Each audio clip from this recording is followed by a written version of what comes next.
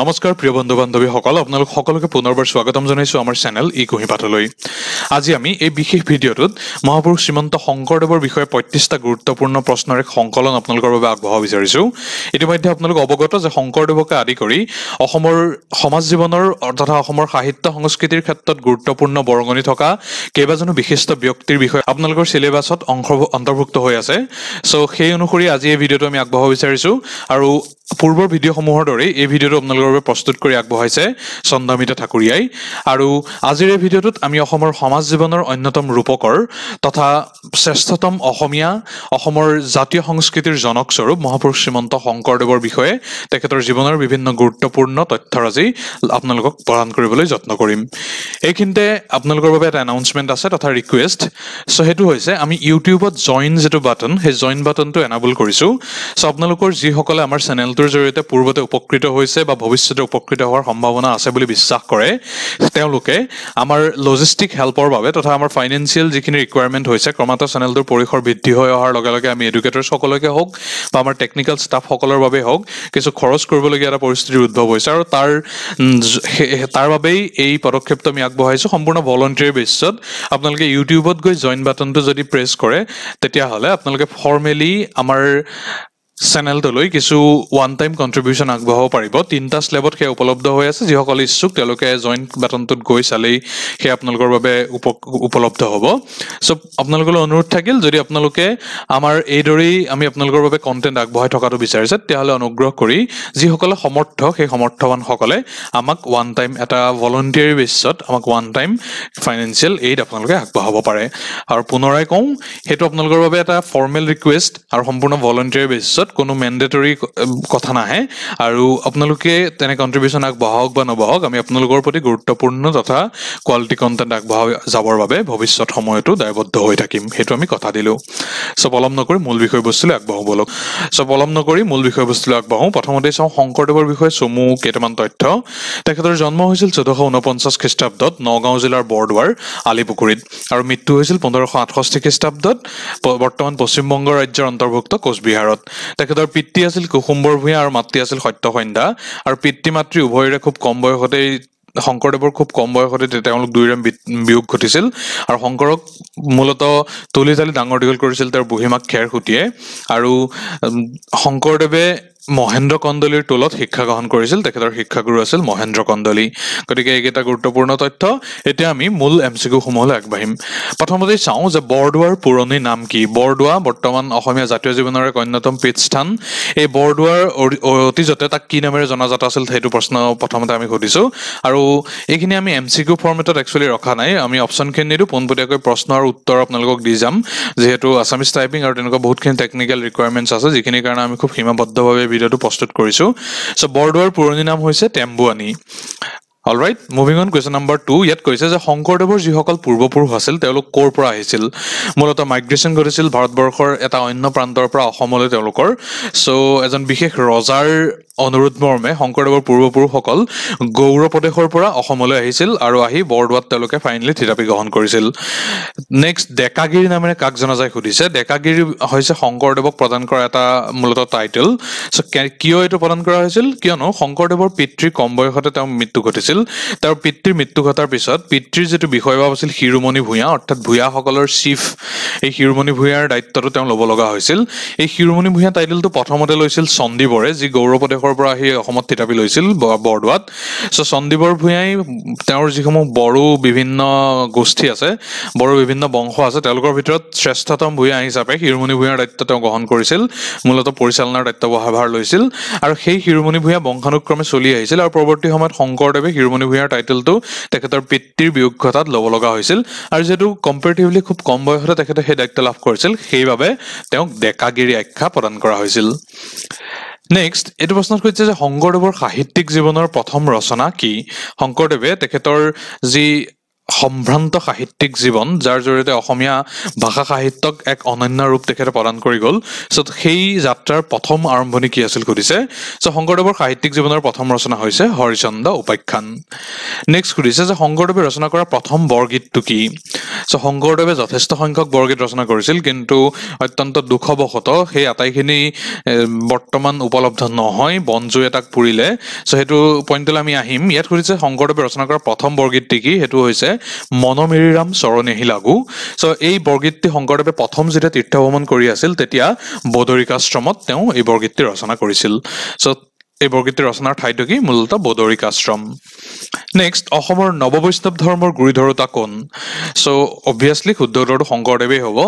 এই নৱবৈষ্ণৱ ধৰ্ম সেই সময়ত অসমত আৰম্ভ কৰিছিল মহাপুৰুষ শংকৰদেৱ আৰু তেওঁৰ শিষ্য মাধৱদেৱে যি সময়ত সমগ্ৰ ভাৰতবৰ্ষতে ভক্তি আন্দোলনৰ এক ধাৰা চলি আছিল কিন্তু ভক্তি আন্দোলনৰ সেই যি তত্ত্ব সেই তত্ত্ব বৈষ্ণৱ ধৰ্মৰ দ্বাৰা অনুপ্ৰাণিত আছিল আৰু তাৰ পৰিৱৰ্তে অসমত শংকৰদেৱে তাত কিছু নিজস্ব ধ্যান ধাৰণাৰ অৱকাশ তাত উন্মেষিত কৰি নৱবৈষ্ণৱ ধৰ্মৰ বাবে যাক নিয় বৈষ্ণৱিজিম বুলি কোৱা হয় এই ধৰ্ম আৰম্ভ কৰিছিল চ' শংকৰদেৱ হৈছে শুদ্ধ উত্তৰ নেক্সট ইয়াত সুধিছে শংকৰদেৱৰ ভক্তি তত্ত্বমূলক পুথি কেইখন কি কি শংকৰদেৱৰ যিসমূহ ৰচনা সেই ৰচনাসমূহক বিভিন্ন ভাগত আমি ভাগ কৰিব পাৰোঁ তাৰ ভিতৰত ভক্তি তত্ত্বমূলক অৰ্থাৎ যি ভক্তি মাৰ্গৰ পথ সেই পথ প্ৰদৰ্শন কৰিব পৰাৰ সম্ভাৱনা থকা পুথি কেইখন হৈছে ভক্তি প্ৰদীপ ভক্তি ৰত্নাকৰ নিমিনৱ সিদ্ধ সংবাদ আৰু অনাদি পতন নেক্সট ইয়াত সুধিছে শংকৰদেৱে সংস্কৃত ভাষাত লিখা একমাত্ৰ পুথিখন কি শুদ্ধ উত্তৰটো হৈছে ভক্তি ৰত্নাকৰ এইখনেই হৈছে তেওঁ সংস্কৃত ভাষাত ৰচনা কৰা একমাত্ৰ গ্ৰন্থ নেক্সট শংকৰদেৱৰ দ্বাৰা ৰচিত অংকীয়া নাট কেইখনৰ কথা সুধিছে ইয়াত চ' তেওঁ মূলতঃ কেইখন অংকীয়া নাট লিখিছিল সেইখিনি হৈছে পত্নী প্ৰসাদ কালীয় দমন কেলিগোপাল ৰুক্মিণী হৰণ পাৰিজাত হৰণ আৰু ৰাম বিজয় অৰ্থাৎ সৰ্বমুঠ 6খন অংকীয়া নাট তেওঁ ৰচনা কৰিছিল আৰু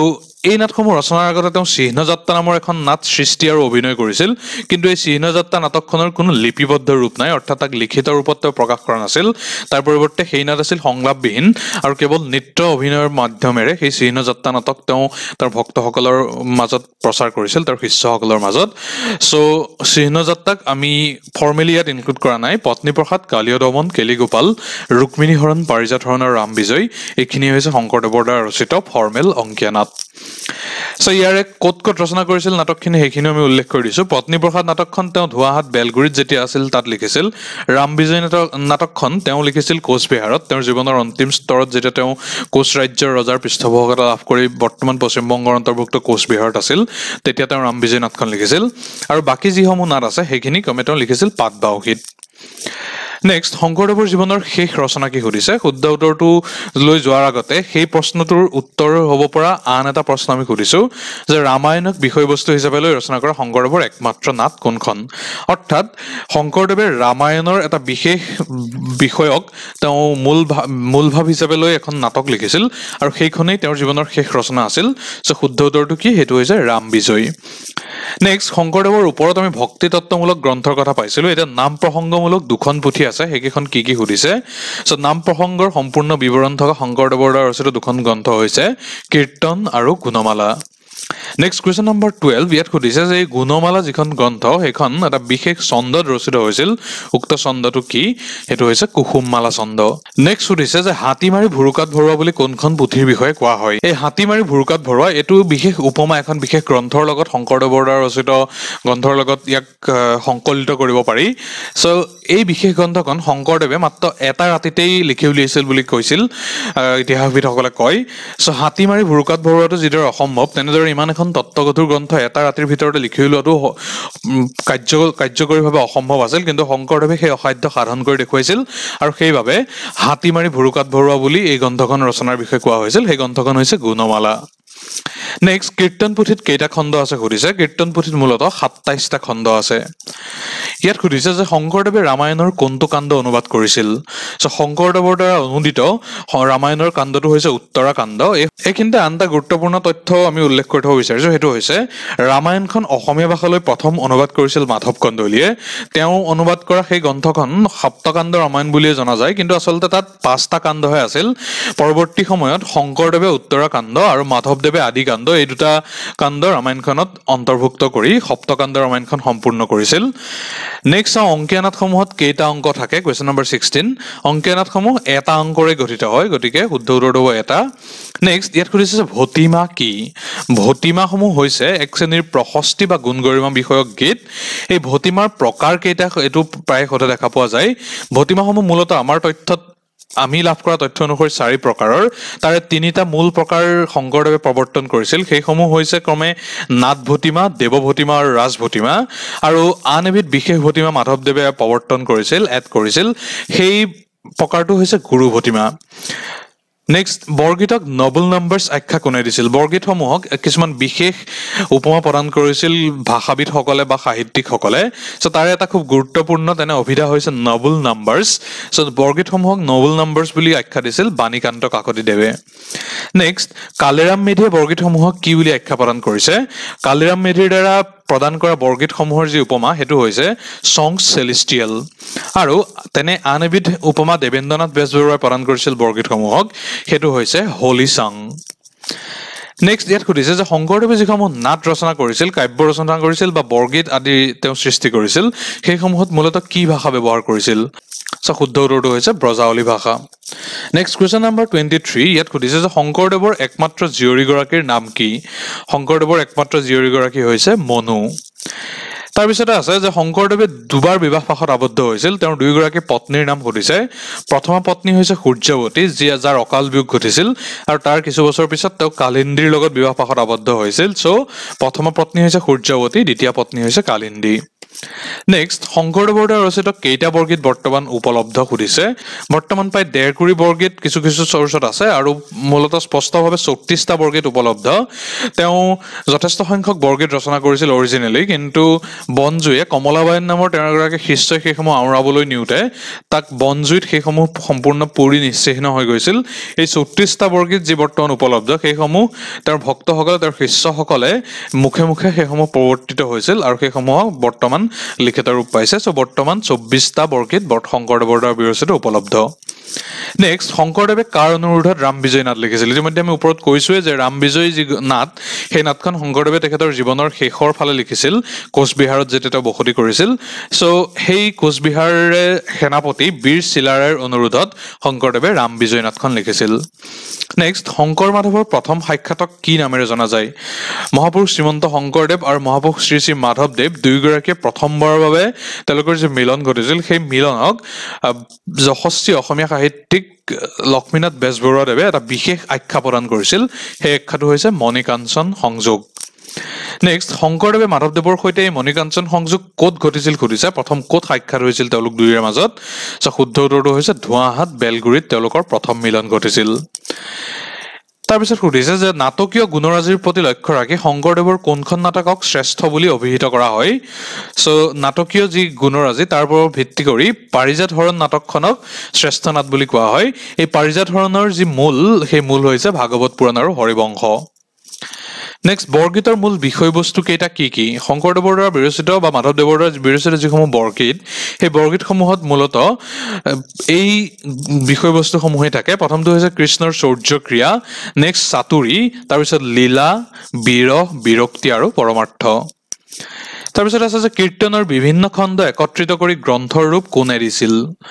সো শুদ্ধ উত্তৰটো হৈছে ৰামচৰণ ঠাকুৰে কীৰ্তনৰ বিভিন্ন খণ্ডক একত্ৰিত কৰি এছিমিলেট কৰি তাক ফৰ্মেলি এখন কিতাপৰ ৰূপলৈ পৰিৱৰ্তিত কৰিছিল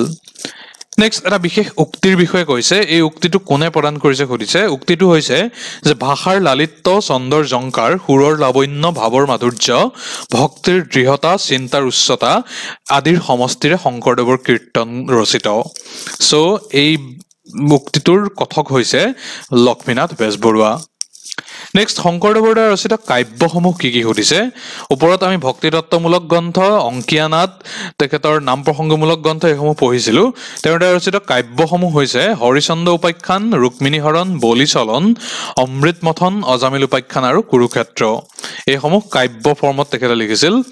নেক্সট চৰিত পুথিৰ তথ্য অনুসৰি শংকৰদেৱে কিমান বৰগীত ৰচনা কৰিছিল